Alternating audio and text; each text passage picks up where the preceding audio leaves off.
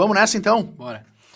Gente, tô com o homem das finanças aqui hoje. Eu vou fazer consultoria com ele. Matheus Linhares. Matheus, obrigado pelo teu tempo. Pô, obrigado pela oportunidade aí. Voltando aqui depois de alguns anos. De alguns, antes era o domingo às 8, lembra que daí já era mais engraçado, era ao vivo, era mais brincadeira. Hoje o papo é sério e o Matheus veio falar um pouquinho pra nós aqui sobre a parte financeira do que ele vê nas empresas, né? Então, contar um pouco da história dele como empresário e como que ele ajuda as empresas em vários formatos, desde quem tá começando até quem tá pensando em vender. E aqui vai um insight que eu até comentei com o Matheus. Eu fiz uma imersão com ele há umas 3 semanas. Isso, é. Mais ou menos, né? Foi lá a última semana de janeiro, né? Última semana de janeiro. Então faz mais tempo. Mas dentro dessa imersão, a gente passou uma tarde junto com vários outros empresários e o Matheus comentou sobre a questão financeira, né? O que a gente tem que saber, o que o empresário tem que olhar, DRE. Ele vai falar um pouquinho mais sobre isso. Mas vou adiantar aqui o principal insight, né? Que eu te comentei. A gente nunca pensa o que a gente vai fazer com a empresa, se a gente vai vender, se vai ser uma sucessão, se vai ser profissional, se vai ser juntar, né? O Matheus vai explicar mais. Mas, além disso, né? E se a gente, quem toca a empresa, se for amanhã, o que acontece? Quem que tá aqui, o que vai seguir? Fecha a empresa, tudo que tá aqui acabou ou não? A esposa assume. A esposa assume. Agora a Renata é a CEO da RG. Então, acho que é um pouquinho disso que a gente vai falar hoje. E, mais uma vez, obrigado. Massa, cara. Pô, legal a oportunidade de estar trocando essa ideia de novo. E indo pra esse ponto, cara, a primeira empresa minha mesmo que eu vendi, eu sou sociedade com meu pai, né? No fim, resolvemos a vida dele. Eu ainda não venci a arrebentação, né? Mas ele começou antes que tu também, né? Ele começou antes que... E assim, o meu pai já vendeu 4 empresas na vida dele, cara. Vendeu pra sócios e tal, mas enfim... Essa questão do exit, eu percebi hoje que é uma questão de família, né? É um desapego de família, assim.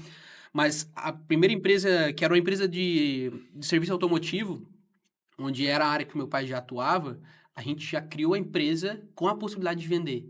E a gente Já foi criada pensando nisso. E a gente... O que a gente identificou? Quais eram as deficiências de mercado? O mercado tradicional, né? Serviço automotivo, cara, era uma funilaria e pintura. Uhum. A gente focou em relacionamento com o cliente, ou seja, prestar um melhor atendimento e prazo. A questão da qualidade, ela é meio que óbvia, porque a gente... o nosso foco era atender concessionária, que não tinha, e seguradora. Uhum. Tinha muita oficina que atende associação, que é bom, dá dinheiro também, mas enfim, seguradora... é uma janela de mercado. Uhum. A gente posicionou um nome... Infraestrutura, 2 anos pesquisando o melhor layout. E a gente criou todo um processo e até quem comprou, ele falou assim, cara, eu quero o nome e eu preciso do processo, porque eu vou replicar nas minhas outras oficinas. A importância de ter processo, já começa aí. Já começa aí. E eu acho que antes disso, né, Matheus? A gente vendeu antes dela dar lucro, tá? O cara não comprou pelo lucro que ela dava. A empresa ainda não tinha break-even. A gente ainda estava injetando no fluxo de caixa. Mas a gente recebeu já, em 1 ano de operação, a gente recebeu 4 ofertas de compra. Que loucura. Mas eu acho que é um ponto importante aí, né? A empresa ela já foi criada pensando nisso. E o Matheus vai explicar um pouco a diferença de quando tu tem essa mentalidade e como que tu modela a empresa olhando para isso. O quão mais profissional tu tem que ser desde o início. O quão um planejamento de 2 anos tem que ser feito antes de abrir a empresa. Muitas vezes. Então, enfim. E assim, ó, a gente vê que a empresa tem 3 destinos, né? Por que a gente começa nesses 3 destinos quando fala de finanças? Porque os números que a empresa traz vão influenciar enquanto ela vale e principalmente o que está fazendo sentido para quem está à frente da empresa. Os 3 destinos são falência, sucessão ou venda. Né? Acho que o Flávio fala isso, né? Fala, E hoje eu no conselho de empresas, né? Eu estou no conselho de uma empresa que ela se prepara para vender, então é um planejamento... a gente já vai para o 2º ano de conselho, é um planejamento que vai levar mais uns 2 a 3 anos para fazer uma boa venda. E eu estou numa outra empresa que a gente prepara para a 3ª geração. Sucessão familiar. Sucessão familiar. E as duas passam por estruturar os números de forma clara. Porque quando a sucessão familiar... a próxima geração, ela vai pegar um negócio tão gigante que se o cara não entender de forma profissional, ele não tem tempo de desenvolver o feeling que o fundador tem. Que o fundador desenvolveu de tocar o negócio. E assim, eu percebo... Eu converso com outros amigos que estão nesse momento também, em que o fundador, cara, ele não entende DRE, balanço e fluxo de caixa. Mas ele criou o negócio. Ele entende do negócio. Ele sabe que se isso acontecer, aquilo, outro, tal. Ele sente... Ele sei lá, ele é parte do negócio, assim. Ele escuta, o ambiente é formado com ele. Só que esse cara um dia vai parar. E quem vai suceder? Vai ter tempo de construir esse feeling? Cara, eu conheço um cara de uma empresa que fatura 800 milhões ano e o atual CFO, diretor financeiro, é o cara que construiu a empresa junto com o CEO e tal. Quem vai suceder, irmão, não vai ter tempo. Ele vai ter que pegar o negócio andando e ele vai ter que olhar de forma profissional. Claro, vai aprender várias coisas, mas ele não vai ter tempo de desenvolver aquilo que o fundador desenvolveu. Então, entender de DRE, balanço e fluxo de caixa, na sucessão, ela é importante para quem vai tocar o negócio entenda as consequências das decisões que ele toma. E principalmente quem vai ser sucedido também consiga interpretar dessa mesma forma. Porque o que a gente vê depois que... Isso eu vivo em reunião de conselho familiar. Depois que o cara ele é sucedido e ele sai da companhia, cara, ele quer se envolver com outras coisas, uma questão mais de propósito de vida, se envolve com umas buchas que... Sim. O cara... Mas daí é por mais... Tipo, não tem a obrigação, Mas ele construiu o patrimônio e ele quer saber se os filhos estão fazendo o trabalho bem feito. E principalmente ele quer saber aconselhar os filhos. Então a gente monta o processo de interpretação de resultado, porque o cara não tá mais lá no dia a dia, então ele não tem mais aquele feeling todo, porque ele não vive mais a operação. E a gente monta para uma tarde, o fundador tá lá, junto com os filhos que estão tocando a operação. Os filhos prestam conta de tudo que está sendo feito, da direção que o fundador deu e que eles combinaram de fazer, como isso traduz em números e se estamos indo bem ou não. Então, o fundador, ele sucedeu, mas ainda assim ele consegue sentir se a empresa está indo para onde ele gostaria, de aconselhar a próxima geração e tudo mais. Legal. Ô, Matheus, e a galera, olha, quando pensa nisso, tenho certeza que o pessoal pensa assim, não, mas a minha empresa é familiar pequena, isso nunca vai acontecer. Né, a questão de sucessão, eu boto meu filho ali, e daí a gente pode pegar vários exemplos, geralmente começa de baixo, né, quando novo, e vai tocando e vai aprendendo meio a toca de caixa, fazendo a empresa crescer, ou tocando a empresa junto. Como que funciona? Eu sei que vocês montam isso, mas tu tem uma ideia de tempo de fazer isso, processo? Como é que vocês organizam isso tudo? Cara, tem um conselheiro amigo meu, que ele é o conselheiro já de... Tem mais cabelo branco que eu, apesar de ter cabelo... Ele é o Nelson, ele vem de Citibank, banco inglês e tal, e hoje ele é conselheiro do Grupo Giasse, por exemplo, participou da sucessão do seu Zefiro antes dele morrer e tal. E ele diz assim, cara, empresa familiar não tem receita, irmão. É caso a caso. Porque tem empresas que... Tipo assim, o exemplo do Grupo Jato, é um grupo que a gente tem contato. O Grupo Jato, ele fatura 4,7 bilhões ano. Tá indo para a quarta geração. Então, teve o fundador, depois teve 5 filhos. A terceira geração tem 19 netos. E agora eu acho que passa de 30 bisnetos. Nossa senhora. Cara, eles têm um livro muito legal, recomendo, cara, é Caminhos e Legados. E conta a história da segunda geração, como é que eles profissionalizaram a empresa. Porque em gestão, eles são japoneses, família Nishimura.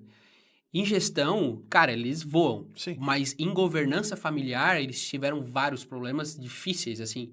E tem uma cerimônia bem bonita, se vocês quiserem pesquisar, cerimônia de sucessão da Jato. Jato é J-A-C-T-O. E é bem emocionante, porque eles venceram uma etapa de segunda geração bem difícil. Cara, o livro eu chorei 3 vezes, assim. Eu vou ler com certeza. E daí venceram pra terceira geração. E da terceira geração só tem uma pessoa que trabalha na empresa. Uma pessoa... Dos 30 e pouco... Dos 19 netos, só uma pessoa trabalha, que é o Shun Nishimura, hoje ele é o atual presidente do conselho, né? Ele que a gente tem contato. E a função dele é na empresa, que hoje tem 5 mil colaboradores, ele é o guardião da cultura que construiu a empresa. Porque a maioria das pessoas que estão lá hoje são pessoas que não conheceram o avô dele. Sim, não sabia, entraram Então, assim, a questão de sucessão, cara, não é um ponto que eu domino tanto. Eu tenho uma certa vivência e sou muito novo nisso, né? Como eu falei, o Nelson já faz isso há muito tempo, já resolveu muito problema em família. Mas o que ele fala é que não tem receita de bolo. É caso a caso. E até te recomendo convidar o Márcio Búrigo, que é um cara da Pozosul. Eles têm governança familiar desde 2000. E os caras têm uma sucessão, ele é conselheiro independente em outros grandes grupos aqui, já ajudou a resolver problema de terceira geração. Então, essa parte familiar, ela é mais complexa. E assim, eu pedi demissão da empresa do meu pai, né? Então eu não vivi. Tu não fez a sucessão. Eu não fiz a sucessão. Mas é um negócio assim, a gente às vezes enxerga isso como algo muito distante, né, Matheus? Cara, isso aí quem faz governança, sucessão é a empresa que fatura 1 milhão, 1 bilhão e por aí vai. Mas a gente sabe que isso pode acontecer numa empresa pequena, porque pequena, média, né?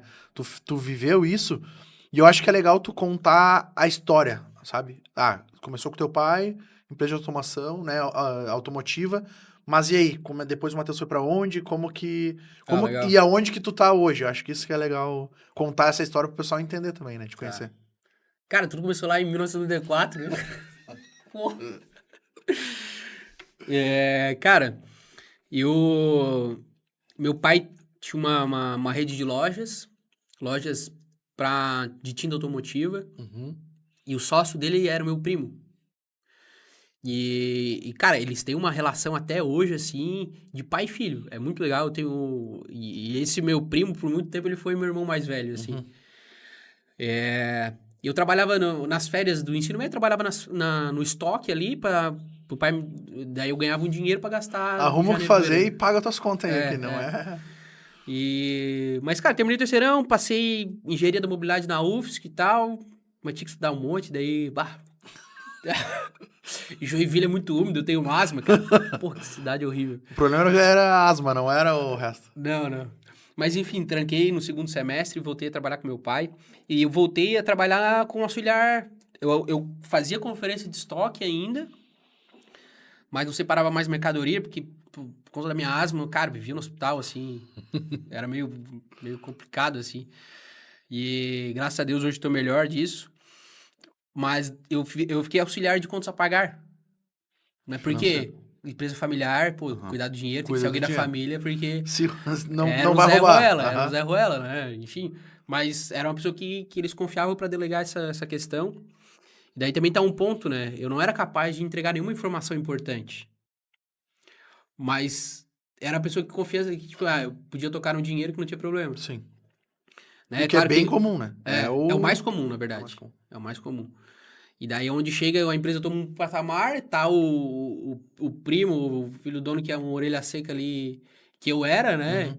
E, cara, eu era operacional, né? Não era financeiro, enfim. Mas também tinha 18 anos, 19 anos, sei lá. Começando. Aí, aprendi lá e tal, aí fiz intercâmbio, voltei, decidi fazer processos gerenciais, muito por conta de um conselho de um amigo meu, lá na Nova Zelândia, onde fiz intercâmbio. E ele disse assim, cara, a faculdade serve pra tu fazer relacionamento. E foi o que eu fiz e tal, aí, não tava me encaixando ali na empresa do meu pai, o negócio já tinha um certo tamanho, não via tanto espaço pra mim e tal. Acho que também por uma coisa que a gente nunca pensou nessa sucessão de uma forma... de uma forma pensada, profissional. E, cara, eu fui no RH pedir demissão, o RH ligava pro meu pai, aí o pai disse assim, ele tá pedindo, dá, mãe. E tudo certo, assim, aí depois meu pai acabou vendendo também. E uma coisa assim, ó, que eu aprendi com meu pai, quando a gente vende pra sócio, cara, tu sempre tem aquelas... Principalmente, todas as vezes, não tinha acordo de sócio. É mais importante sair bem do que sair com dinheiro. Porque, de qualquer forma, tu vai receber um dinheiro ok, sabe? Mas... Uma coisa que meu pai tem, que é muito mais importante que o dinheiro que ele construiu, o patrimônio, é a credibilidade. Em todas as empresas que o meu pai fez e vendeu, ele entra e ele é bem-vindo. Sabe, quantas histórias de quebra de sociedade que a gente vê que os caras não se olham mais. Sim. E daí é o mais comum também. E daí, nesse processo, quebra a empresa. Uhum. Que entra em briga judicial e chama Um querendo advogado. prejudicar o outro. Um querendo prejudicar o outro. E daí, assim, é legal que até hoje o ex-sócio do meu pai, eles se consultam. E tipo, pô, o cara tá voando, tá indo bem e tal, e ele continua contando Sim, com a parceria do meu pai e sei lá, cara, isso pra mim é mais importante que o dinheiro. O Henrique fala isso, né? É melhor ter o almoço de domingo do que pensar só no dinheiro e estragar o... Né? Ele comenta muito sobre isso também. Então, daí, cara, aí fui fazer estágio e fiz estágio em incubadora, fiz estágio em centro de inovação e tal. Comecei a ajudar financeiramente algumas empresas porque já entendia mais do processo. E, cara, muito importante da graduação, que é da experiência que eu tive, apesar de ser tecnólogo, e essa é a única formação que eu tenho, tradicional. Uhum. Apesar de ser tecnólogo, o que eu via lá na parte financeira, eu conseguia aplicar na prática. E eu era mais velho, então eu já tinha 20, 21 anos quando eu fui pra graduação. E a galera com 18, de repente. Bem... Cara, eu fui no bar nem 5 vezes. Porque eu ia pra aula e, cara, Sim, enfim. Então eu já tinha uma consciência da aplicabilidade daquele conhecimento. Uma maturidade também, né? Maturidade e tal. E daí eu lembro, cara, eu fazia estágio no centro de inovação e de manhã eu ajudava uma empresinha pequena. Que hoje é um amigão meu, que é uma empresa grande, esporte e tal. Ajudava a fazer o financeiro dele. Eu organizava ali e tal. Pra gente entender DRE e fluxo de caixa. Sim. Porque tinha aprendido na faculdade. E como que ele chegou em ti? Só pra fazer um parênteses. Já era amigo antes? Não, aí que tá. O coordenador da minha bolsa do Centro de Inovação é parente dele. Aí ele me indicou lá. É que essa questão financeira tem muita recomendação, né, Matheus? É muito... É É. como tu falou, ou bota a família que eu confio, mas não sabe nada, ou tem que ser uma recomendação que o cara não vai, tipo... Cara, o cara não vai me roubar. Eu acho que esse é o pensamento, né? E daí a gente entra depois no outro ponto, só abrir um parênteses aqui. O empresário tem essa sensação porque ele não entende finanças de forma... E por que ele precisa entender? Porque ele não pode fazer a finança da empresa. Ele tem que delegar, porque o departamento financeiro, ele é serviço para a empresa. Ele não gera... Ele é coadjuvante, ele não é a parte principal da empresa. A parte principal da empresa é operação e venda. E o cara tem que estar lá. Mas ele precisa... E é só que a finanças é importante, cara. É o oxigênio da empresa, né? Se a gente for olhar, na verdade, o financeiro e algumas outras áreas da empresa, elas são vagão e não a parte que... Não é locomotivo. Não é locomotivo. Acho que é bem isso, né?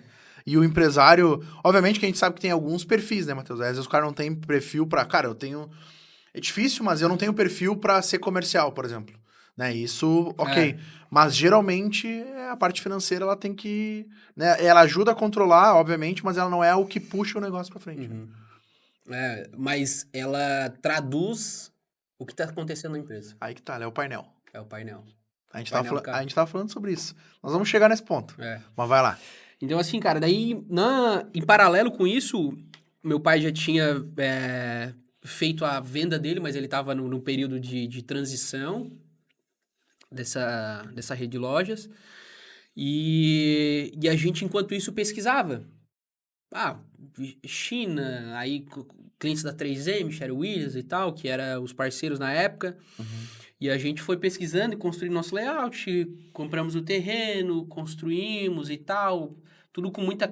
Isso realmente foi 2 anos, a gente começou em 2017, 16 pesquisando, 17 construindo, 18 abrimos, abril de 19 vendemos. Muito rápido, né, cara? E daí... Muito rápido, mas tipo, o pai tinha uma boa experiência no setor, né? Com certeza, mas é muito rápido igual, né, Matheus? Tu construir um negócio em 2 anos e vender não é comum. Mas é de novo, foi pensado... operar em 1 ano, né? Operando 1 ano. Exato. Mas a gente inaugurou depois do carnaval de 18 e vendeu em abril de 19. Imagina. E daí, assim, de novo, vendemos bem? Não. A gente vendeu porque ela não estava brequivada. Só um parênteses. Brequivada. Explica pra galera o que é. Tá. A operação dela não se pagava. A gente ainda estava injetando dinheiro no fluxo de caixa. Eles botavam dinheiro, ela dava prejuízo. ela não se pagava, isso. Ela dava prejuízo ainda. Exato. Ela não estava brequivada, mas por conta do posicionamento que a gente criou, a empresa tinha valor. Com certeza. Aí que tá, fizeram valuation e tal. Não, cara. Foi uma conta de padeiro. E vender negócio pequeno é conta de padeiro. Vendi a loja da minha esposa agora, conta de padeiro. O que que é no fim do dia? Levanta a balança patrimonial. Contas a receber, contas a pagar, estoque imobilizado. Precifica isso e vai negociar ponto a ponto. E tem que ver se alguém vai pagar, porque às vezes tu faz qualquer coisa e não tem gente pra Não pagar tem- também. é. Então, assim, entender isso, de novo, por que que foi... Por que a gente vendeu rápido a loja da minha esposa? Porque tava muito claro os números. Uhum. Então a gente conseguia negociar e ver o que que fazia. A gente sabia o que que fazia sentido financeiramente para nós e a gente sabia o que que era valor para quem queria comprar. Uhum.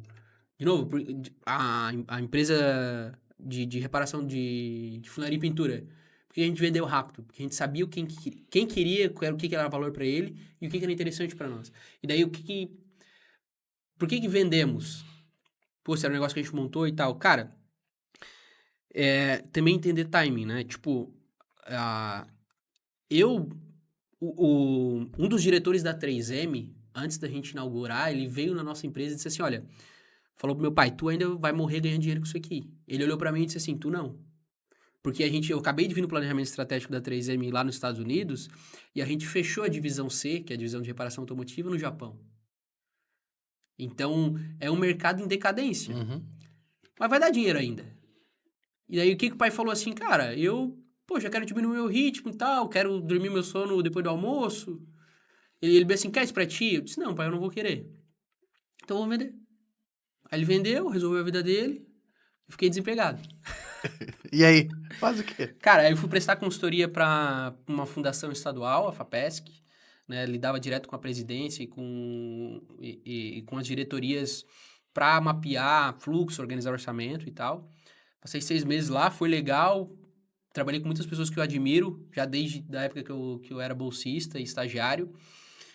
Fiz muitos amigos importantes a nível estadual, mas o público é um ritmo diferente de quem está acostumado a trabalhar no privado, assim. E daí eu finalizei essa parte e daí eu pedi uma exoneração. E nisso, cara, um amigo meu que eu admiro muito, e a gente foi sócio, e também de aprender a construir a sociedade e também de sair, né, me chamou no setor de energia, um setor que eu já gostava, achava interessante, já dava uma pesquisada. Ele precisava de ajuda na parte financeira também. Aí eu disse, cara, olha só, eu ajudo só se eu tiver opção de compra. Tu tá aberto à sociedade? Não, tô aberto. Beleza. Eu fui lá, a gente passou 6 meses namorando, eu trabalhando já como sócio e tal, Olhando. olhando, ajudando a organizar e tal. Depois de 6 meses a gente sentou pra negociar, a gente negociou e tal, fechamos, comprei a minha participação, a gente abriu outros negócios. No início a gente alinhou bem, eu disse, ó, eu compro, eu entendo esse modelo dessa forma e eu só avanço com vocês se a gente construir esse outro tipo de modelo, que era um modelo de receita recorrente e tal, gestão de usina. Não, beleza. Daí a gente foi, acordamos isso e fomos construindo, a empresa cresceu bastante, multiplicamos e tal. E chegou um momento, cara, e daí vai também. Não tem como eu falar da minha carreira sem falar da minha relação com Deus, assim, de que eu entendi que, cara, eu recebi a palavra de que eu ia edificar outras empresas.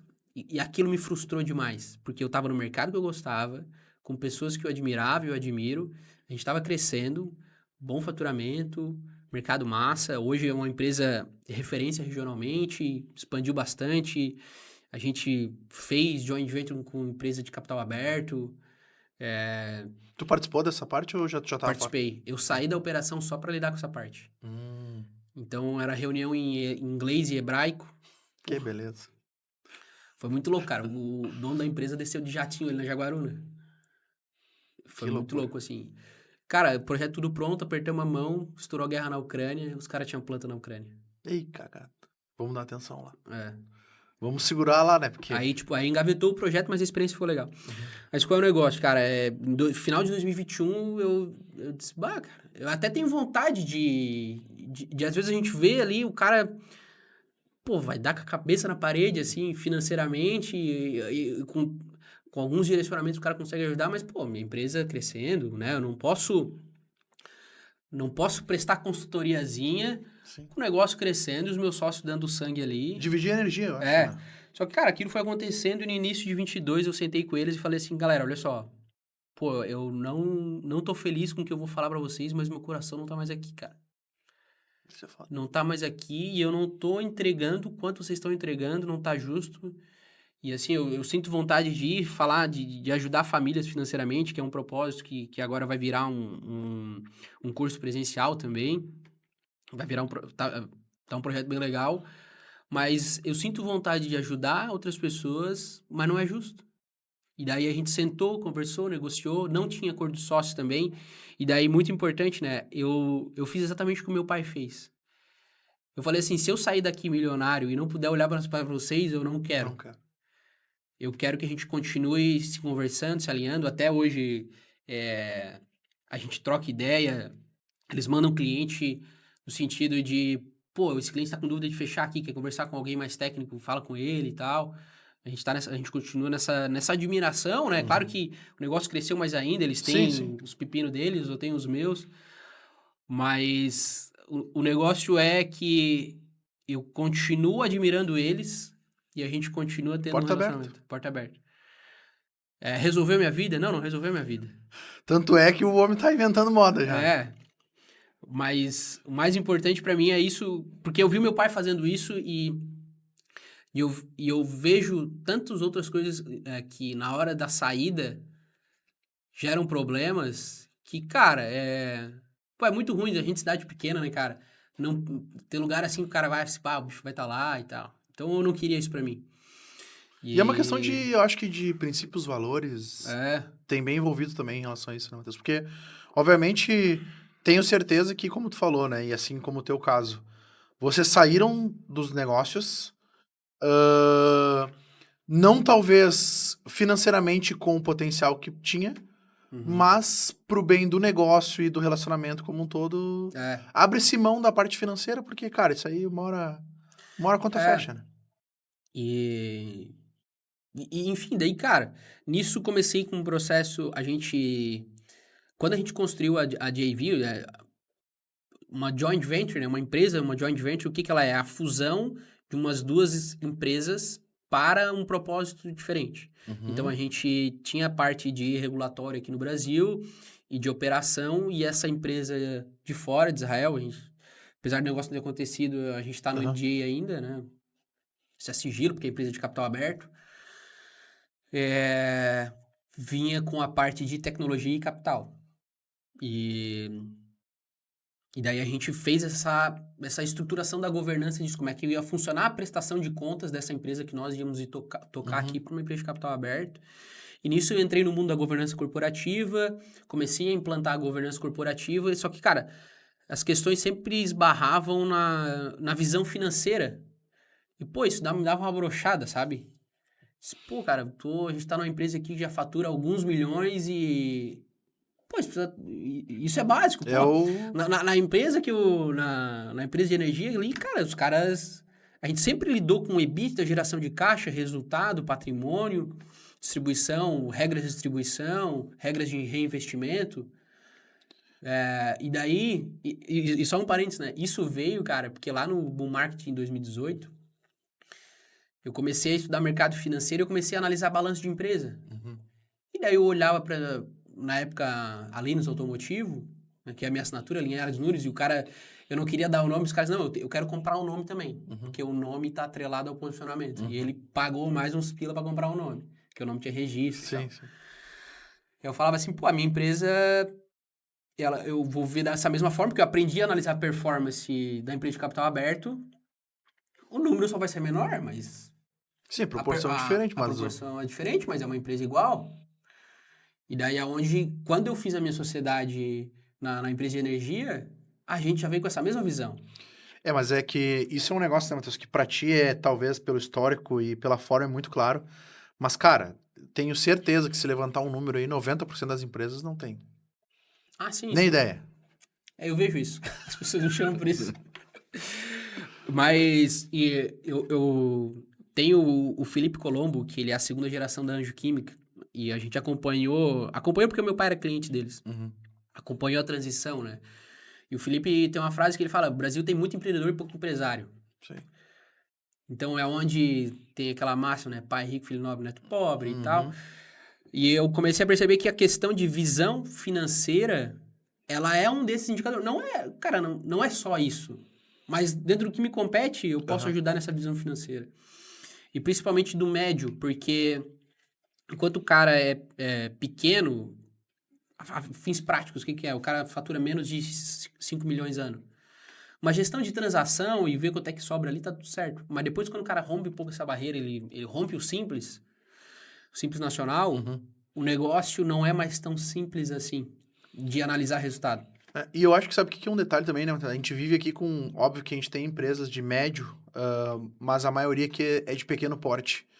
Mas a gente vê o mercado, e eu cada vez mais inserido dentro das empresas, aonde se o pequeno não se profissionalizar, aquela métrica de uma empresa dura 1 ano no Brasil, seus 80%, vai ir para 90%, vai ir para 95%.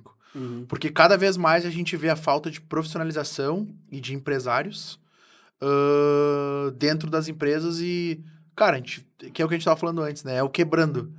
Não é quebrei. Não, eu tô quebrando porque eu não tô percebendo e eu não tô fazendo a gestão. E a gestão passa pela parte financeira no primeiro momento. Né? É porque a DRE, cara, a DRE, o balanço, o fluxo de caixa, que são os 3 demonstrativos básicos, assim, que usa para fazer valuation, tu vai pegar um empréstimo. Cara, hoje eu faço mentoria com o pessoal de banco para análise de balanço e entender o risco da operação. Só que os caras mandam... O banco privado, ele pode analisar o gerencial também. Só que os caras só mandam o fiscal, porque gerencial eles não sabem fazer. Então, eles não sabem justificar aquilo em números, aquela operação em números. E, cara, eu já ajudei amigo meu a aprovar financiamento de 290 mil reais fazendo uma modelagem financeira, mostrando pro banco como é que aquele investimento para de pé e o que a gente vai fazer com aquilo. O banco... Não, beleza, acabou. Pô, massa, né? Não, tranquilo, Nem então. o banco sabe, né? Diluir o risco do banco, entendeu? Sim, com certeza. Porque viu o profissionalismo do cara. Com certeza. Até para explicar, Matheus, acho que é importante, assim, dar mais detalhes. O que é essa questão de fiscal e gerencial para o banco? Porque tem muita gente que pega empréstimo e nem sabe. Mas isso que o Matheus está falando é ele montar um projeto, talvez a gente possa chamar assim, aonde justifica para o banco por que a gente está pegando aquele dinheiro e por que em vez de ele cobrar seus 3%, 4%, ele pode cobrar 2% ou até mesmo ele não liberaria e ele passa a liberar. No caso, assim, nesse caso foi tipo, o banco estava exigindo uma garantia real e depois ele não prestou da garantia real. Precisava de um imóvel, de alguma coisa que, ó, se tu não me pagar, eu vou te tomar isso aqui. E nesse Porque caso avaliação de risco, né? Então, assim, e diferente de ontem, eu estava numa negociação com um banco estatal e o banco estatal fala assim, cara, não me importa o gerencial, tem que ser o fiscal. Mas beleza, se for organizado, também tu consegue comprovar capacidade de pagamento. Mas a questão do gerencial, o que é importante a gente ter noção, né? Primeiro, o DRE mostra o lucro. Geração de caixa mostra como o oxigênio está sendo gerido dentro da empresa. O que o banco quer ver na hora de fazer o empréstimo? Cara, qual é a tua capacidade de pagar juros na DRE? Porque, tipo, se tu tens um resultado operacional que representa 20% do teu faturamento, o EBITDA que a gente chama, né? E tu vai tomar um empréstimo que vai te consumir 2% de juros, que é o serviço da dívida, o quanto isso vai esmagar o teu lucro líquido lá embaixo. Para saber se essa operação que tu tá fazendo não tá matando todo o teu lucro. E depois, como é que no fluxo de caixa da empresa tem espaço para assumir para assumir esse compromisso. E outra, esse investimento, como é que tu vai medir se ele tá dando certo ou não? Porque normalmente, indo que o cara tá pegando não para fluxo de caixa, mas sim para ampliar a operação, como é que esse novo fluxo de caixa vai pagar o investimento, vai pagar o principal e mais o custo, o serviço da dívida, que muita gente não entende, né? Tipo assim, ele acha que vai lá pra DRE, a parcela é 12 mil, lá na DRE vai estar 12 mil. Não, lá na parcela vai ter só 2 mil que é juros. O 10 mil é o pagamento principal. Então, o banco, ele quer entender do empresário se ele entende o que ele está fazendo com aquela operação. Se ele tá pegando dinheiro, pra que, né, o que ele vai fazer com o dinheiro, porque... Se ele sabe o que está fazendo. Porque, tipo assim, quando o cara tá quebrando, ele tá pegando dinheiro para capital de giro, Pra oxigênio. para oxigênio. Pode ser que ele esteja apurando lucro na DRE, mas por conta do ciclo operacional dele, de comprar, pagar, estocar, vender e receber tudo, o ciclo tá longo. E apesar de ele estar apurando resultado na DRE, o fluxo de caixa está faltando. E daí ele precisa entender quais as alavancas ele tem para melhorar o fluxo de caixa. E daí o banco vai entender, não, esse valor é para cumprir esse desencaixe no caixa dele, e isso vai virar parte da máquina. Tá tudo certo trabalhar com o dinheiro do banco no fluxo de caixa desde que isso esteja claro. Porque toda empresa tem um NCG, né, uma necessidade de capital de giro. Mas tudo isso tem que estar claro. Quando tu mostra isso pro banco, eu já vi isso na pele, quando tu mostra isso pro banco, tu sabe o que tá fazendo, o risco diminui da operação. Então, tu toma dívidas mais baratas e principalmente tu toma dívida e tu dorme à noite. Tá ligado? Tu falou um negócio lá pra nós, que quando tu faz isso, tomar dívida mais barata com relação ao tempo. Como é que tu tinha falado que quando planeja, compra melhor, ou pega empréstimo melhor? Tu tinha comentado alguma coisa assim. Tá. Cara, essa necessidade de... quando o cara monitora fluxo de caixa, né? A reserva técnica, a gente chama. O empresário, principalmente quando ele não tem sócio, ele acha que a última linha é a dele, né? Sobrou é meu. Sobrou é meu. É apartamento na Laguna e BMW zero. Que beleza. E acho que venceu na vida. Né? E o caixa... Enfim. Mas o que a gente... Principalmente quando a gente está em conselho, a gente quer o cara estratégico financeiro, né? Ou quem lida com finanças, a gente diz que a gente é o guardião da estabilidade. A gente tem que pesar nesse ponto que é se segurar de que no mês que vem vai ter dinheiro para pagar a equipe, o salário de todo mundo e pagar as contas. Então, a gente, dependendo dos modelos de negócio, como, por exemplo, indústria e comércio, o serviço é mais tranquilo, mas é importante ter uma reserva técnica, que é um dinheiro que ele vai estar numa aplicação de alta liquidez, né? O que é alta liquidez? Cara, eu precisei hoje, eu solicito, amanhã tá na conta. Essa reserva técnica, ela vai, dependendo do teu risco do negócio, ela vai ter 1, 2, 3 meses da tua necessidade de capital de giro. Ou das despesas fixas da empresa. O que o cara, quando tem algum faturamento baixou, ou teve alguma situação de mercado em que o caixa deu uma baixada, ou há uma necessidade deu um problema numa máquina lá, a gente vai precisar comprar e aquilo não estava no planejamento, enfim. Tu consumia aquela reserva técnica. Só que tu tem mais 2 meses ainda para rodar com a reserva técnica. O que tu vai começar a fazer? Negociar com o banco. Porque o empréstimo é um produto do banco.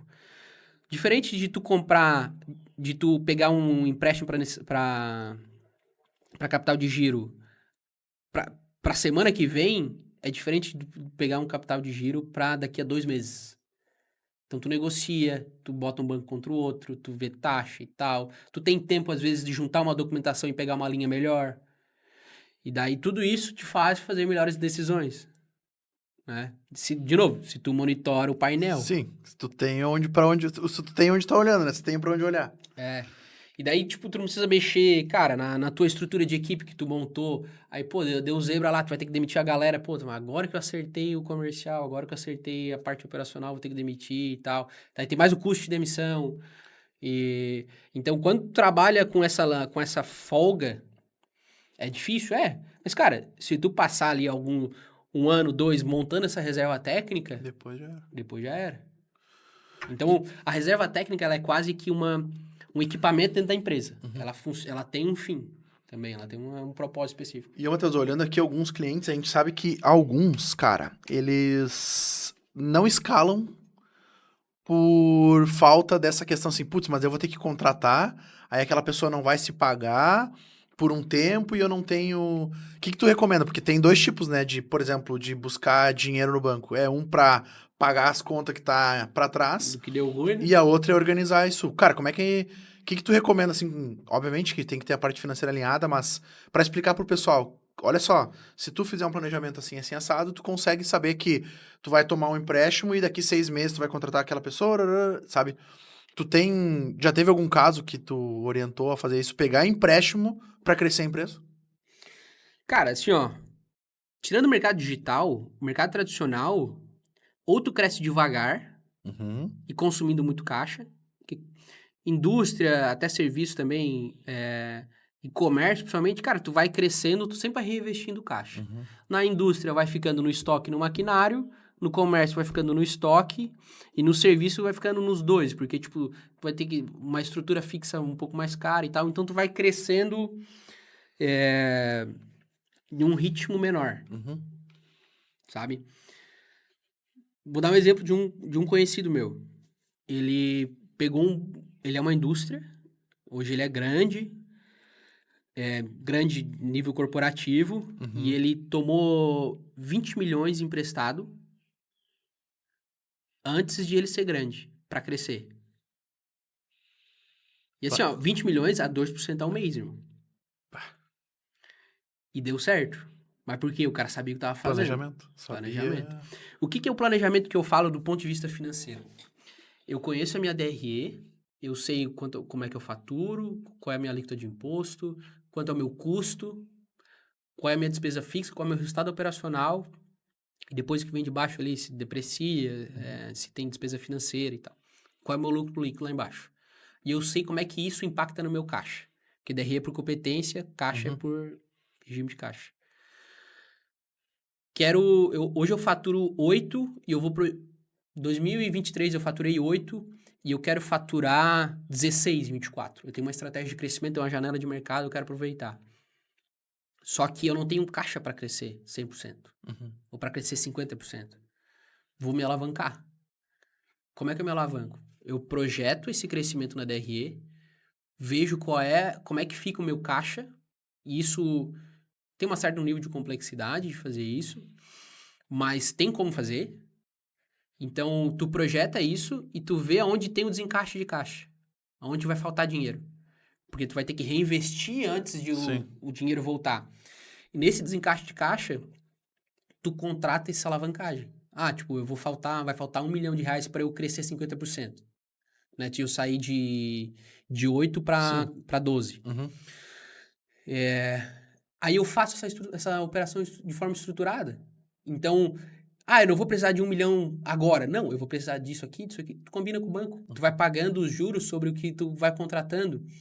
Então, esse planejamento vai te entregar uma situação muito mais barata e planejada. E, pô, as coisas foram melhores, pô, não precisa contratar a outra parcela. Contrata menos. Sim. E vai indo. Mas isso tu deixa Acordado já. acordado. Então, tu faz esse crescimento alavancado, usando o dinheiro do banco ou de investidor, por que não? Né? O cara entregar um pouco do equity ou fazer um investimento com, Uhum. com alguém mais estratégico. E tu cresce de forma alavancada, planejada e controlada. E daí é onde, assim, cara, começou a dar problema, o risco é menor. Sim, Tu porque não tá tomou mapeado. aquele 1 milhão Sim, tu em não tomou, tá janeiro, contigo e tá parado lá, sendo que tu vai usar lá na e tu vai frente. precisar só em março, Uhum. em Entendi. maio. E tu pagou juros de 1 milhão, 2 meses sem precisar no teu capital de giro. Então, é onde eu percebo, Gui, cara, o empresário, ele quer crescer, mas ele tem medo porque ele já cresceu um pouquinho e viu que, cara, ele perdeu o controle das coisas, não sabe mais o que tá acontecendo. Uhum. E daí ele disse, cara, crescer dá muita dor de cabeça, tal, pô, trabalheira. Tá bom assim. Tá bom assim, eu já tenho um apartamento na Laguna e, entendeu? E, Entendi. pô, tá tudo certo também, mas se o cara quer construir um negócio maior, uma hora ou outra, a visão financeira de forma profissional vai se tornar um gargalo, Sim. né? E é aquilo também, né, Matheus? Hoje, com a velocidade que a gente tá tendo de mudança de mercado, se tu parar no tempo, quando Uhum. tu vê, já era, né? E assim, ó, a questão financeira, a linguagem do mundo dos negócios é finanças. Ponto. Uhum. Se tu for tratar de negócio mais profissional, cara, quanto fatura, que é importante, faturamento não é venda, Uhum. faturamento também não é recebimento. Quanto tu fatura, qual é o teu resultado operacional e qual é a tua necessidade de fluxo de caixa. Resultado operacional é lucro. É lucro, é. Ou o EBITDA, né? É. Que é antes do lucro ainda. Antes do lucro. Em muitos casos é mais importante ainda. O EBITDA porque tem, principalmente empresas de capital, necessidade de CAPEX alto, como indústria, transportadora, comércio. A gente consegue ajustar para não ter lucro, mas ter EBITDA. Uhum. E isso diminui o imposto. Ó. Então, importante entender algumas coisas. E tem um negócio legal, né, Matheus? Que assim, o que eu vejo quando o cara sai de um pequeno pro médio, mas principalmente do médio pro grande? Geralmente a parte fiscal impacta diretamente no resultado operacional.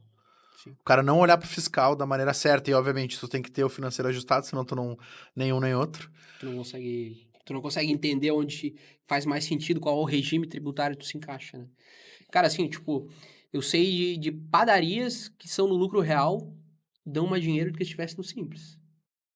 Por Imagina. quê? Entendem os números e estão organizados. A gente conversou isso essa semana, né? Semana retrasada, que eu te perguntei.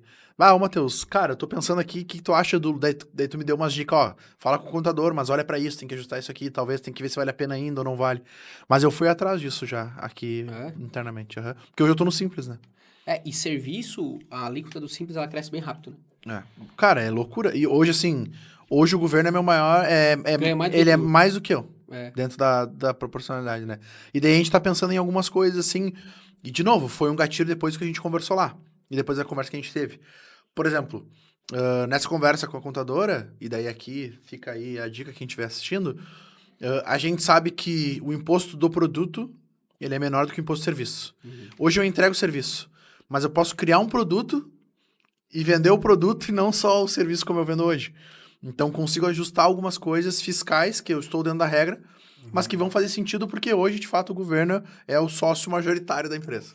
Tipo, na reparação automotiva, a gente é serviço, presta serviço. Mas, eventualmente, na recuperação do carro, a gente vai vender uma peça.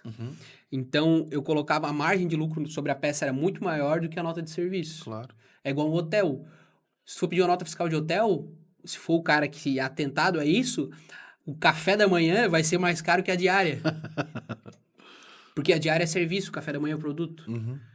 E uma dica, vender livro não paga imposto no Brasil. Aí, ó. É isso que eu tô olhando. Entendeu? É isso que eu tô olhando. O Flávio Augusto cresceu assim. Cresceu assim. Mas, na verdade, é isso, assim, por exemplo, o que eu comentei, né? Pô, de repente, se nós fizéssemos um livro, um documento, onde a gente possa mandar fisicamente, e daí a gente tá estudando até se pode ser digital, a princípio acho que não, tem que olhar para isso. Mas, cara, talvez seja uma saída eu ter no produto, porque hoje o governo me engole. Hoje o que eu podia ter de fluxo de caixa maior, fazer mais coisas, atração na empresa para crescer, eu não consigo porque eu tô com um imposto muito, muito, muito alto. No dia 20 ali vem o boleto. Meu Deus do céu. Eu falei pro Rodrigo, não, para, nós estamos... E assim, é aquela coisa, né? A gente... O que é de César, dê a César. Cara, 100% das notas são emitidas aqui. A gente sabe que dentro do serviço dá para fazer gambiarra, né? Claro que o Pix estão pegando, a gente sabe que a Receita tá mordendo cada vez mais na parte de controle próprio. Mas aqui a gente emite 100% das notas. Então isso nos prejudica. A gente sabe que tem a galera do mercado que emite 40%, 50% das notas. Então... E o cara tem 15 e-mail lá na empresa e emite nota. tem e-mail de tudo que é jeito. Ou tem os... primo do amigo que... Essa aqui eu emito nessa, aqui eu emito na outra. Olha só, pensando... isso, quando o cara faz esse tipo de coisa... E não é que tá tudo bem, mas é comum o empresário brasileiro fazer até por um momento de crescer e depois ele ajusta isso. Mas pensando em decisões de longo prazo, isso é o melhor porque primeiro que tu cria lastro fiscal, então isso é bom fiscalmente para tu depois, né, cooperação de banco e tal. Para a questão do teu imposto de renda pessoa física, é claro que tu é penalizado hoje, porque tu paga o imposto hoje, né, no mês que vem ali já. Do ponto de vista de venda, isso é excelente. E do ponto de vista de tu construir... A gente chama assim, ó, uma boa estratégia de governança é tu sempre pensar no teu negócio 100% quente. Porque se tu pretende crescer, tu vai ter que ser quente. Com certeza.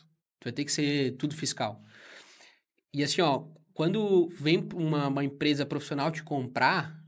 Cara, ela vai ajustar o teu resultado para como se estivesse 100% quente. Mas eu dou tantos mil de lucro por mês. Peraí, vamos mas dar uma olhada. Peraí, é o famoso EBITDA ajustado que a gente chama. Ah, mas metade da minha folha é PJ e tal. E se o cara for te comprar e o cara for profissional, eu disse, cara, não posso ter isso, tem que ser todo mundo CLT. Reajusta o EBITDA. Ah, meu EBITDA é 20%. Não, cara, eu ajustei aqui para 12%. Tu faz 20 porque é tu que toca. E daí, Sim. tipo, tu faz uma venda muito descontada. Quando tu já trabalha na realidade e tu pensa em vender, cara, tu já tá tendo a visão do comprador. Tá ligado? E assim, o que a gente vê? O cara cresceu, ele tem uma empresa lucro presumido e tem uma no Simples onde está todo mundo fichado. Só que essa no Simples não tá no nome dele. Tá no nome de outra pessoa, de um sócio e tal. E isso dá problema na governança. Principalmente na hora de vender. Sim, porque tá todo mundo lá. Na outra. Então, assim, o contador vai te recomendar fazer isso? Vai. Eu não sei se isso dá problema. Nunca vi dar. Pode dar. Mas se tu pensa no longo prazo, isso não é o melhor se fazer. Né? Isso não é uma questão de... Não é uma boa prática de governança, que a gente diz, né? Porque, cara, aí tu tem lá, empresa já gigante, tens uma empresa no Simples, tá no nome do teu primo. O cara nem trabalha lá. Ó o risco. Ó o risco desse cara... Não, e outras, é aquilo, né, Matheus? Cara, ele pode fazer alguma coisa errada que alerta E e vai vem vir, junto vem e junto e, não cara, aí é tem... balaio de gato e aí deu ruim. E daí deu ruim. Então, Top. por isso que entender, cara, na minha visão, entender de finanças de forma profissional e entender a que risco tu estás exposto. Quando eu tinha empresa, cara, tem alguns riscos que a gente escolheu correr. E a gente sabia. E aí a gente já projetava o resultado contando com aquele risco. E à medida com que a gente foi se profissionalizando e principalmente tendo capacidade de resultado, a gente foi eliminando esses riscos.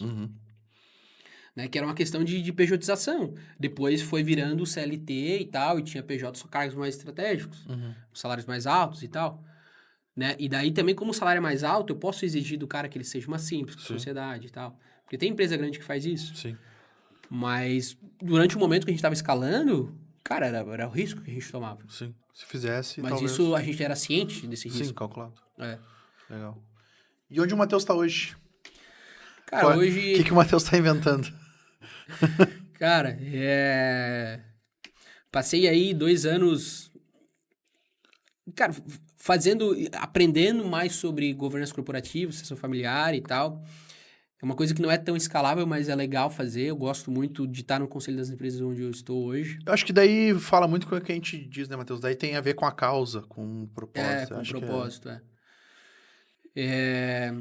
Então, hoje eu sou conselheiro consultivo independente, ou seja, eu estou no conselho de empresas de médio porte, de 2 empresas mais especificamente, em que a gente trabalha a profissionalização da gestão. Então, eu lido diretamente com o nível de diretoria, né, o nível estratégico, e a gente eu trago a visão financeira dessa estratégia. E, em paralelo a isso, cara, agora esse meu projeto para 2024 é fazer a mentoria de finanças estratégicas para empresários, atender uma escala maior de empresário, desse empresário pequeno, médio, de como ele enxerga a empresa dele e de quebra, cara, regionalmente é uma dificuldade de encontrar profissionais para botar na área financeira das empresas. E daí é onde o empresário, cara, ele tem diretor comercial, ele tem um bom nível tático de gerente na operação, e no financeiro ele tem 3 analistas e ele. Ele não vai ter informação. Mas como é que a gente capacita essa turma via mentoria? Como é que essa turma precisa entender como é que eles alimentam o RP? Como é que a informação, como é que o dado se transforma em informação? E como é que o empresário daí pega essa informação e toma decisão? Basicamente isso. Como é que ele pega o time dele que ele já tem, como é que a gente capacita esse time operacional, entende quais são as boas práticas que eles precisam executar e que muitas vezes alimentam o RP de forma errada. E o RP fica muito triste com isso. Porque, pô, é igual um amigo meu que tem um software para hotel. Ele disse, cara, eu vendo iPhone para índio. Ele assim, é essa a sensação que eu tenho. Sim. Porque os caras usam 10% do... É que é CRM. É. Os caras não usam. E daí, como é que tu extrai isso do teu software ali, né? Como é que tu capta esse dado financeiro, que são as movimentações bancárias, notas fiscais e tal. Como é que tu pega esse dado, transforma numa informação, DRE, balanço de fluxo de caixa, e como é que tu toma a decisão com base nessa informação? Como é que tu lê isso? né? Porque isso é um relatório, mas, cara, eu já peguei muito... São só Cara, cara, tem o DRE, mas, pô, não sei muito... É um número por número, senão... É, Eu fiz o Matheus fez o teste com a gente aqui, né? Da imersão financeira, a primeira. E, cara, como eu falei pra vocês, foi assim, pra mim, pelo menos, foi muito bom. Até a gente trocou umas ideias depois, né? Mas quando o Matheus fala dessa parte financeira e alguns exemplos que ele usa lá na mentoria, na imersão, na verdade, e obviamente depois da mentoria, e daí eu quero que o Matheus explique nas palavras dele isso, é que o que ele faz é o dono da empresa ter como se fosse o painel do carro. isso.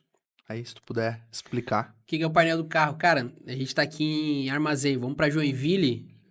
Tu iria pra essa viagem sem saber se tem dinheiro? Sem saber se tem gasolina no carro? Não, Quais são os postos que tu poderia abastecer? não.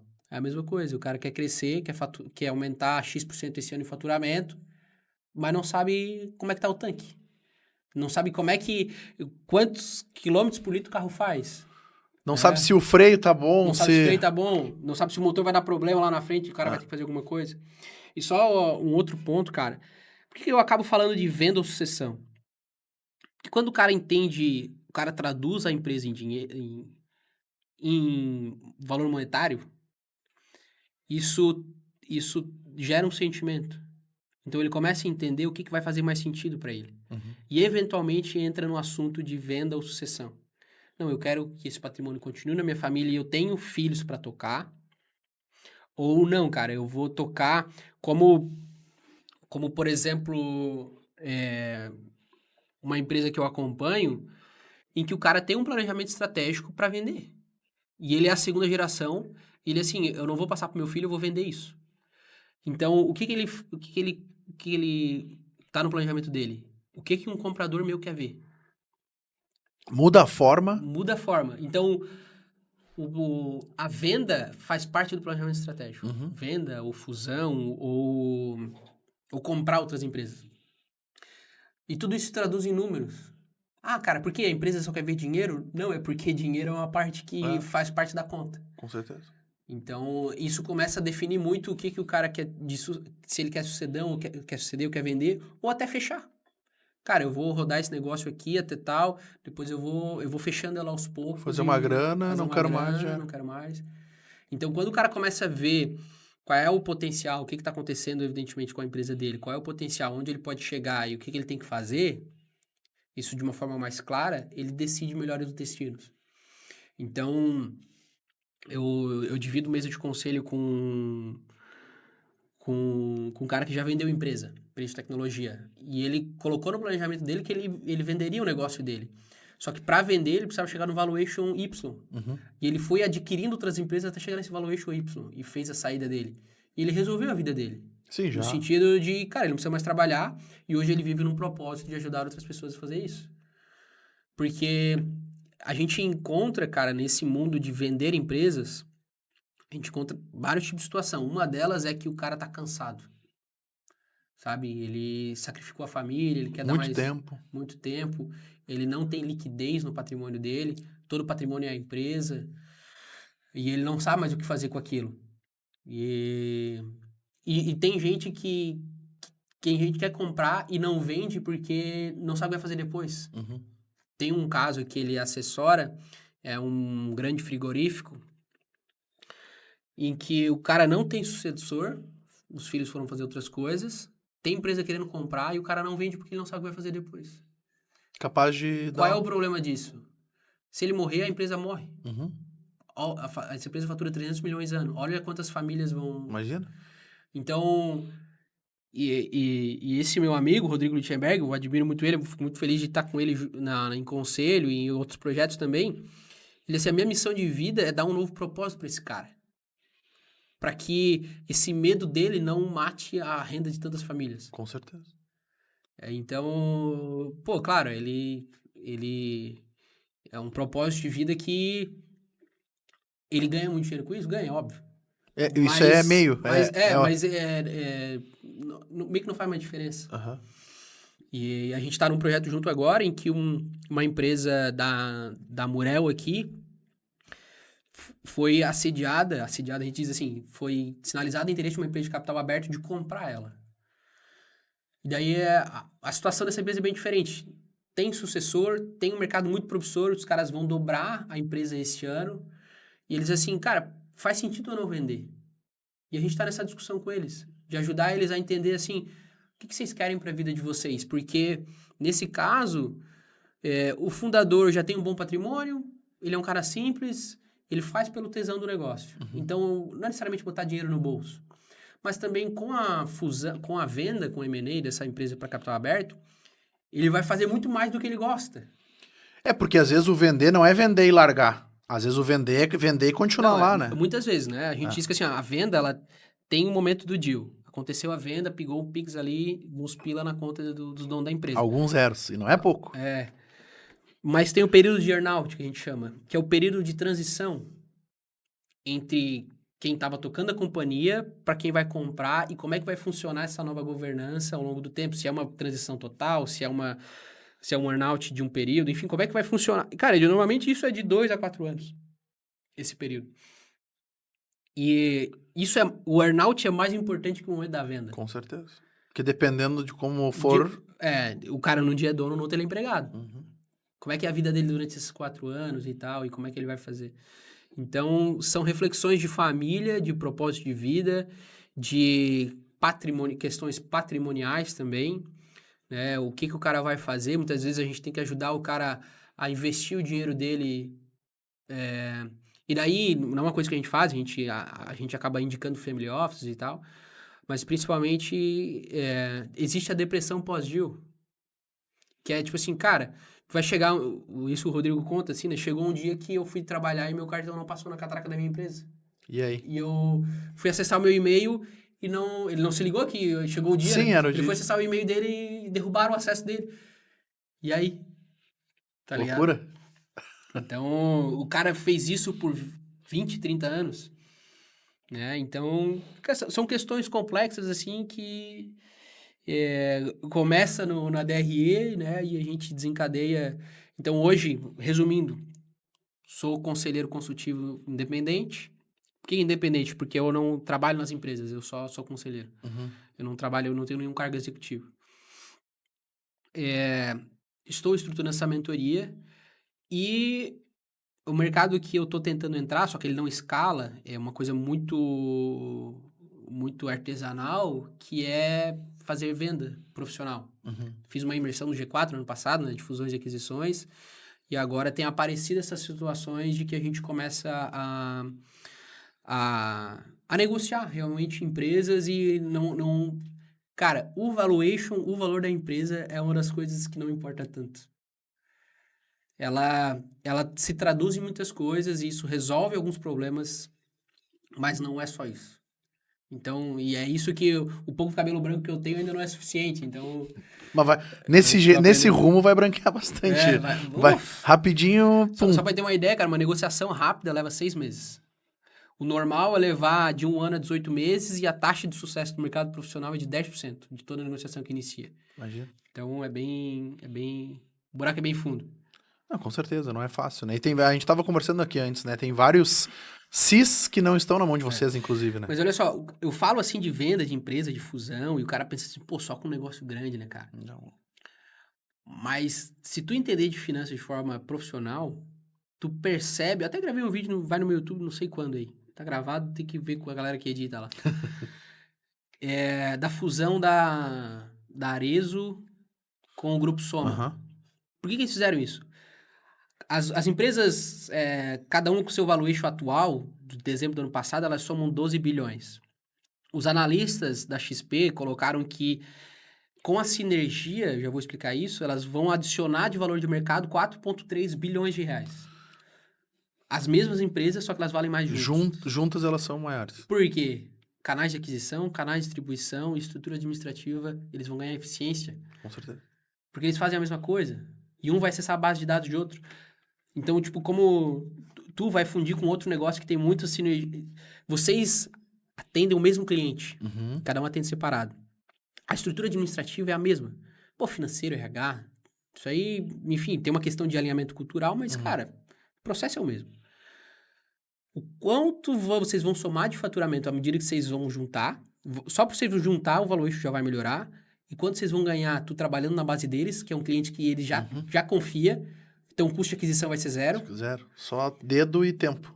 E o do outro, e vice-versa, um trabalhando na base de cliente de outro. Então, o que eu sempre bato, cara, é assim, ó, veja o que o mercado profissional faz, o que tu consegue fazer na tua realidade hoje, cara. De novo, transformar empreendedor em empresário. Então, fundir pequenos negócios, desde que de uma forma bem feita, dá muito certo. Então, tu cria empresas maiores, tu cria empresas mais eficientes financeiramente, mais saudáveis. Pô, mão de obra é uma coisa complexa, então a gente chama, não é um nome tão legal, mas é a compra de almas. Enfim, que nessa fusão, tu também traz a galera boa da outra empresa e o propósito daquela empresa, dessa nova empresa, ela se torna muito maior e ela tem um maior alcance, ela resolve um problema maior na sociedade, consequentemente, lucro, acionistas, clientes, empresários e colaboradores, todo mundo ganha. Eu participei eu tava na época na Dell, quando a Dell comprou a EMC, que era uma concorrente. Foi o maior deal da história, se eu não me engano. Não sei, foram 50 e poucos bi. Foi um negócio maluco, assim. Pô, há um tempo atrás... Foi em 2000... Eu acho que foi 2017, 2013, 2014. Tem que dar uma olhada. Caraca. Mas, cara, foi bem isso, assim. A Dell comprou a EMC... que na verdade tinha um produto não parecido, mas olhava para a parte mais servidor, que a Dell não olhava, e eles juntaram tudo e veio o gerente, veio a diretoria da EMC para Dell e começou a ficar... Tanto é que o nome ficou por um tempo Dell EMC, depois tirou a EMC e ficou só Dell. Mas, bem assim, processo... Cara, eu imagino a negociação... Isso é coisa de, sei lá, quantos anos de negociação, porque... Tem a negociação e tem a integração pós-deal, que a gente chama, né? Beleza, a negociação... As premissas de governança, de valuation, de patrimônio. A gente chama de... como é que é? Colcha de documentos. É tipo umas 1000 páginas. Só uma curiosidade, antigamente, quando se fazia isso, não tinha assinatura eletrônica, se dava uma procuração para um estagiário do escritório de advogados que medigou, trancava ele numa sala com segurança e ele passava 2, 3 dias assinando documento. Que loucura. É uma loucura, cara. Porque são todos os detalhes dessa negociação. Sim. Mas dá pra fazer isso pequeno, cara? Dá. Sabe? Dá também. É isso que eu instigo as pessoas a fazerem. Cara, pensando numa boa estratégia de como serão decididas as coisas e uma gestão, consequentemente uma governança dessa nova empresa, vocês vão ser maiores. Evidentemente, vão faturar mais, ter mais resultado. Então, é isso que eu provoco trazendo o olhar financeiro, mas, cara, como que tu cresce o propósito da tua empresa se aliando com outras? Aulas. Pra encerrar, já passou mais de uma hora, tá? Rapidinho. Pra encerrar, acho que uma mensagem pros empresários. Aqui a ideia é falar com o empresário, pequeno e médio. Uma mensagem que tu pudesse dar. Tem um painel. Cara, um recado, uma recomendação, enfim. Cara, uma coisa que eu acho que faz muito bem e tu faz muito isso, te submetam a lugares que tu é muito pequeno. Eu fui na imersão do G4 de Fusões e Aquisições, cara, eu me senti um lixo. E eu vejo às vezes empresários, cara, que eles regionalmente eles estão bem, então, como eu falei, o cara tem um apartamento na Laguna, BMW zero. E ele, no ciclo dele de amizades, ele já venceu na vida. E tá tudo bem o cara não ser tão ambicioso assim, eu acho que não é esse o problema, mas assim, se tu tens um propósito de vida maior, cara, te submeta a ciclos de empresários, cursos, mastermind, pessoas, ou te relaciona em lugares que vão te estressar muito. Estressar no sentido de puxar pra cima. Tem um amigo meu que faz muito isso. Cara, eu pago uma grana pra tomar na cabeça. Isso aí. Porque eu quero crescer, eu preciso crescer, eu sei que eu tenho um monte de problema, eu tenho TDAH, eu não tenho gestão, e esses caras me inspiram e eu tenho acesso a eles. Então, eu acho que quando a gente cidade pequena, a gente... Claro que eu tô generalizando aqui, né? Mas a grande maioria. A gente não abre tanto essa questão e a gente fica mais em aparência, sabe? Uhum. Enquanto, cara, se abre mais, te coloca... Troca o teu ciclo... Não necessariamente trocar o ciclo de amizade, mas cria ciclo Te coloca num ambiente... que vai te fazer crescer. Uhum. Sabe? Que são pessoas maiores, melhores, mais eficientes, que já venceram coisas que tu quer enfrentar ainda, tu quer viver. E eu acho que esse processo, ele até é o propósito do Mind 21, né? Nossa mesa de mastermind que agora tu faz parte. E começou assim. É de a gente mostrar as fraquezas e tá numa mesa onde pessoas já venceram aquele tipo de desafio ou... podem dar uma visão diferente, confrontar, né? Enfim. E crescer enquanto empresário, que na minha opinião, até o discurso do Javier Milei da Argentina, né? Que o empresário, no fim do dia, é o grande herói da economia. É a gente que dá emprego, é a gente que faz o negócio girar e bota comida na mesa das pessoas, não é o governo. É isso aí. Como muita gente pensa. A gente ia encerrar, mas eu não vou. Do Mind, conta como é que foi. Cara... A gente nem falou disso, né?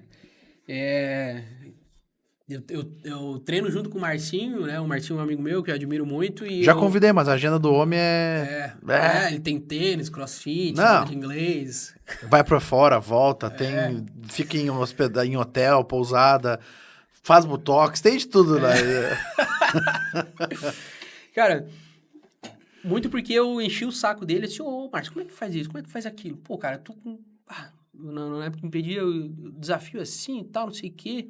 Aí eu acho que ele cansou de... Eu vi ele encher o saco, ele me assim, cara, vamos chamar mais gente aí, vamos trocar uma ideia.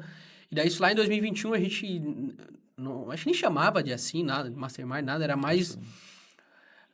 o motivo nosso pra chorar as pitangas e botar os problemas na mesa, assim, Tô né? com um problema e preciso de ajuda. E o foco do nosso... do Mind 21 é esse, assim... Não é falar o quanto tu é bom, mas o que tu tá passando de desafio e qual é a visão da mesa para isso, né? E é uma estrutura bem de conselho consultivo compartilhado, né? Hoje eu tenho essa clareza, assim, de que é o lugar mais confortável para tu... O lugar de confiança para tu colocar teu desafio, mas também é o lugar mais desconfortável do executivo, porque a galera vai te espremer, vai cobrar de ti depois. Então, é um ambiente de crescimento, assim... E todas as transições que eu fiz, que o Márcio fez, que muitos membros né, a gente até vai ter uma novidade aí logo em breve. Já vou saber, spoiler. Depois a gente corta para não divulgar. Não, mas a gente estava comentando de um membro da nossa mesa, que ele estava com a gente, em que ele tinha um modelo de negócio, ele estava validando, ele explicava pra gente, a gente estressava o modelo, ajustava, e depois ele foi para um pitch com o investidor, ele recebeu investimento e saiu de Tubarão. E consequentemente saiu da mesa. Cara, massa, sabe? Top. Porque ele foi muito espremido ali dentro. Se não fosse isso, talvez ele não teria conseguido. Ele não teria conseguido. Porque o primeiro modelo de negócio... Evidentemente, se Deus quisesse, ele ia conseguir de qualquer jeito, né? Mas, enfim, aquele processo ali encurtou muito o caminho dele conseguir investimento. Então, o Mind 21 tem esse propósito, assim, né? De a gente... tirar a solidão do poder do empresário, né? Que a gente sabe que o funcionário chega aqui 6 horas assim, tem essa bomba aqui, tá? Tô indo. Sexta. E tu dorme com a bomba, né? Daí a ideia é tu levar a bomba lá e a gente te ajudar a desarmar e enfim, te entregar outra. Legal. Também. E eu entrei esse ano, né? Então, como o Matheus falou, foi desde 2021. Cara, quando eu vi aquilo, porque assim, eu tenho essa questão de estar me colocando em locais onde, cara, eu gosto de ir. Por exemplo, agora eu fui a São Paulo, voltei, os guris já ficam putos já. Ele já sabe, caralho, vai vir tudo de novo, velho. E é isso, assim, tu vê, melhora e tá sempre à frente. Só que aqui a gente tem muita dificuldade, e, cara, eu acho que não é só aqui regional, os grandes centros, quando a gente fala de grandes centros, talvez São Paulo, Florianópolis, já tem isso de uma maneira mais clara. A galera gosta de compartilhar e sabe que, vou compartilhar, os caras vão me ajudar e não tem aquele ego. Puta, mas se eu abrir, o fulano de lá vai ficar, sabe... Então, eu te incomodava já desde quando eu vi a primeira postagem. Eu falei, como é que eu faço pra entrar? Dele, cara, já tá fechado e tal, não sei o quê. Eu fiquei uns 3 anos, toda vez que ele postava, eu falava. Daí agora, esse ano abriu e a gente teve... e esse foi de provocações como a tua, porque o grupo se criou e a gente criou uma intimidade muito grande. Então, uma segurança que, cara, lá eu abro quanto eu ganho, quais são... Porque é onde a galera consegue ser precisa nos conselhos. Porque senão é subjetivo, né? Não tem... Senão é superficial. E como a gente lida com com situações delicadas, é importante que se crie essa confiança, né? Que até na mesa de vocês eu coloquei esse ponto. E daí como tu e outras pessoas que nos pediram assim, cara, vamos se esforçar aqui, vamos escorrer isso para mais pessoas. Porque todo mundo foi transformado lá dentro nesse processo. Que, cara, não é que é gostoso. Dói. Tipo assim, É foda. A Perdão a última palavra. mesa agora de fevereiro, os dois que fizeram hot seat na nossa mesa, certeza que eles saíram com dor de barriga. E, cara, tu tá ali pra isso, É isso sabe? Não espere que seja... Que tu seja colocado quanto tu é bom. É claro que vai ser evidenciado quando... E daí a gente resolveu formatar o nosso modelo, ver o que fez sentido pra nós, o que são os princípios do nosso modelo, que é essa questão da confiança, para que a gente possa ajudar outras mesas né, e atingir mais pessoas e tal. Consegui fazer isso numa escala, na verdade. Numa escala, Até eu tava com uma ideia de montar algo parecido aqui. E eu já vinha falando com alguns clientes empresários e eles, cara, super topavam, assim, sabe? Uhum. E daí, aí que tá, é engraçado, né? Porque eu tava bem no momento de construir isso e pensar nisso.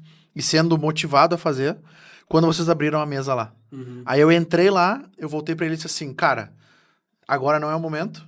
O que eu vou fazer? Eles têm a possibilidade de abrir depois que tu participa, de levar o método pra outros locais. Sim, é isso que a gente quer. E daí o que eu falei pra eles, ó, eu vou passar por esse ano lá, vou continuar lá, obviamente, os próximos anos, mas eu quero trazer isso já formatado, de uma maneira validada e tal, que a gente ia quebrar a cabeça fazendo como vocês quebraram 3 anos, talvez. Anos. Então, inclusive eu já tenho isso, pra ter uma ideia. Os caras, não, cara, eu tenho o lugar, eu pago pra nós o almoço ou a janta, não sei como é que vai ser, a gente vai se reunir uma vez por semana, uma vez por mês, não, calma. Tem um processo, vamos... Ano que vem a gente fala, agora ainda não. Mas, cara... Daí a ideia é que tu, como mediador de uma outra mesa, tu continue na tua mesa, Sim. porque a tua mesa é pra ti. Sim. Assim como eu sou mediador da mesa de vocês, meus pepinos choram na minha mesa, tá ligado? E lá a gente, né, mantém a cultura e o negócio funcionando.